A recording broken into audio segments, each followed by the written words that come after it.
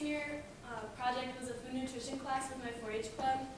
Before I get into details on that, we're first going to talk about the problem as to why I chose to do that as my senior project. And it's really explained by this video, so we'll watch it, and it should be pretty obvious, but we'll talk about it afterwards. And now, a brand new sneak peek from Jamie Oliver's Food Revolution. Hello. Hello. Hello, miss. There's loads to fix. The younger kids are really struggling, so I wanted to see if the kids even knew what fresh food looks like. Are you ready for my class? We are ready. Welcome. Thank you very much, Lynn. How old are you guys? 6? Wow. I love working with kids. Elementary school is where it's at. You know, this is where you mold kids. We're going to do a little test. Right. Who knows what this is? Potatoes. Potato? So you think these are potatoes? Not potatoes, though. I don't know. Do you know what it is? No? Who knows what tomato ketchup is? Yeah, that's what it's made out of. Oh, tomato ketchup. I know that. The test I did with the kids today was shocking. Do you know what that is? Do you know what that is? Probably. What about this? A good old friend. Do you know what this is, honey? Celery. No. What do you think it is, honey? Onion. Onion, no. Immediately you get a really clear sense of do the kids know anything about where food comes from? Who knows what that is? Pear. A pear, no. A turnip. No? Okay, I'm going to give you the first word. Egg. Egg. Vegetable. The answer today was no.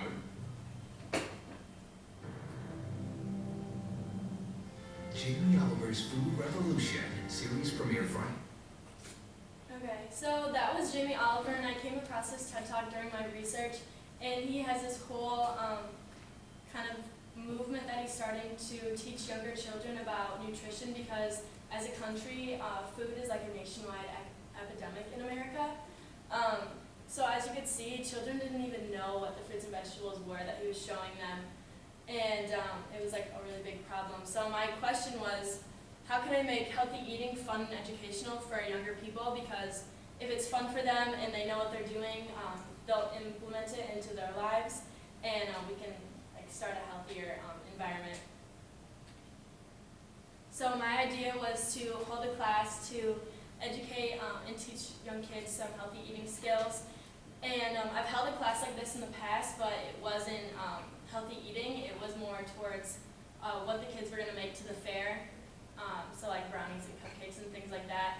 So with this class, I was going to teach them a few recipes on healthy eating, and then also talk about healthy eating in their lives and what they do now and what they can do to improve it.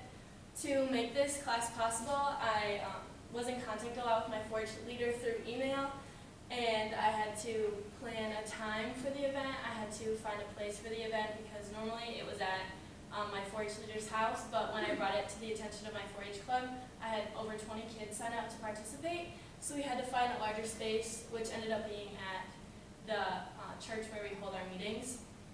I also had to get in contact with the parents of the kids.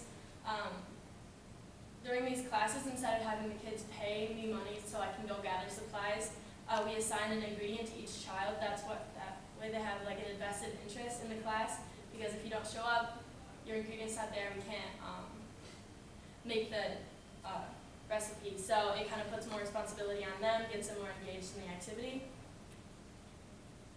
So the class itself, we met and we started cooking right away. Not only did we walk through the recipe, but I also taught them how to clean and wash vegetables with our fruits, which most of them had never done before. I also taught them how to stem strawberries. So there was an extra little education in there for them.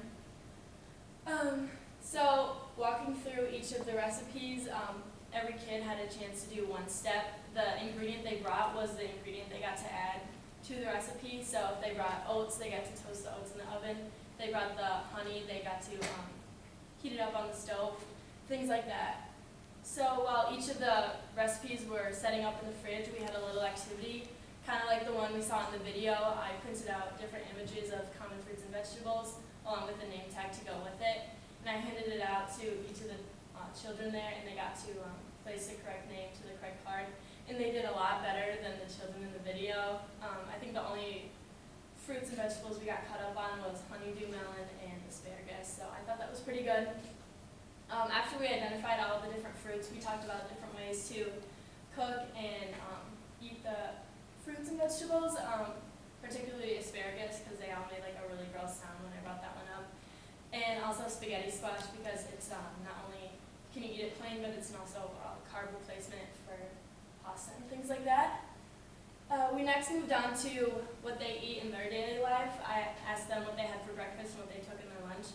And I was surprised, even with the younger kids, most of them, like as little as, I think I had a 4th grader who said she hardly ever eats breakfast, which I thought that was surprising because it's a really important part of their meal. So I told them some different options of quick and easy breakfast foods to make.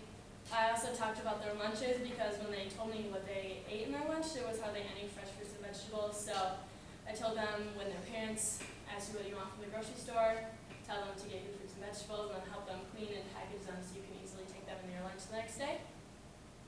And the overall results of my class, this is what we ended up making, the granola bars and the frozen yogurt. I chose these 2 recipes specifically because frozen yogurt is a really good dessert alternative because it tastes just like ice cream.